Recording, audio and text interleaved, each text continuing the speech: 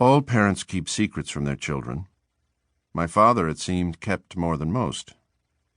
The first clue came when Dad passed away in February 2003 at the age of 88, after sailing into a Bermuda Triangle of illness, heart disease, lung cancer, and emphysema, all more or less attributable to 60 years of cigarettes.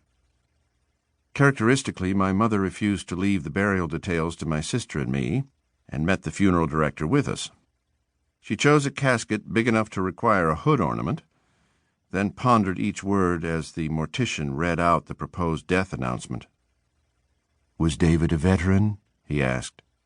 The undertaker was the cleanest-looking man I'd ever seen, with lacquered nails, shaped eyebrows, and a face so smooth I suspected electrolysis. "World War II," barked Sarah, who at the age of 52 still raced to answer before me. The funeral director showed us the tiny black rendering of the stars and stripes that would appear in the paper beside Dad's name, but my mother was already agitating her thinning gray curls. "No," she said, "no war. Not for this David Dubin." When she was upset, Mom's English tended to fail her, and my sister and I both knew enough to keep quiet when she was in those moods.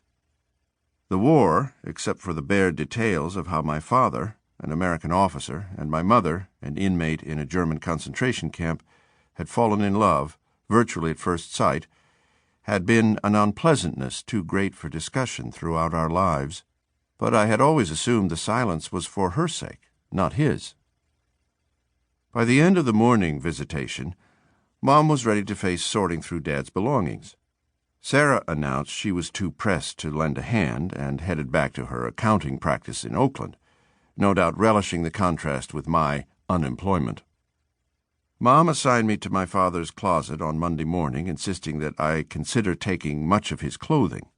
It was nearly all disastrously out of fashion, and only my mother could envision me, a long-time fatso, ever shrinking enough to squeeze into any of it.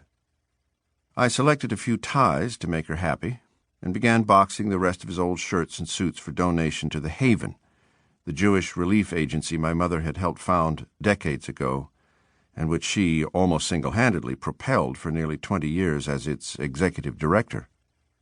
But I was unprepared for the emotion that overtook me.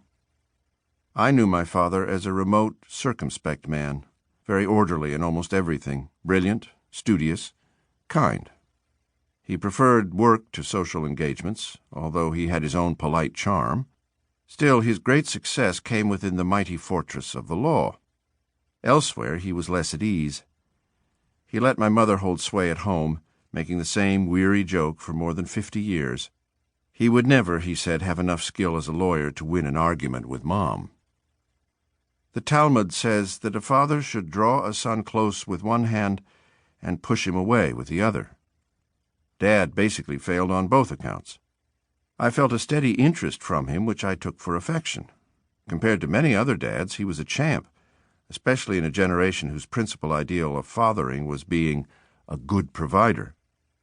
But he was elusive at the core, almost as if he were wary of letting me know him too well. To the typical challenges I threw out as a kid, he generally responded by retreating, or turning me over to my mother. I have a perpetual memory of the times I was alone with him in the house as a child, infuriated by the silence.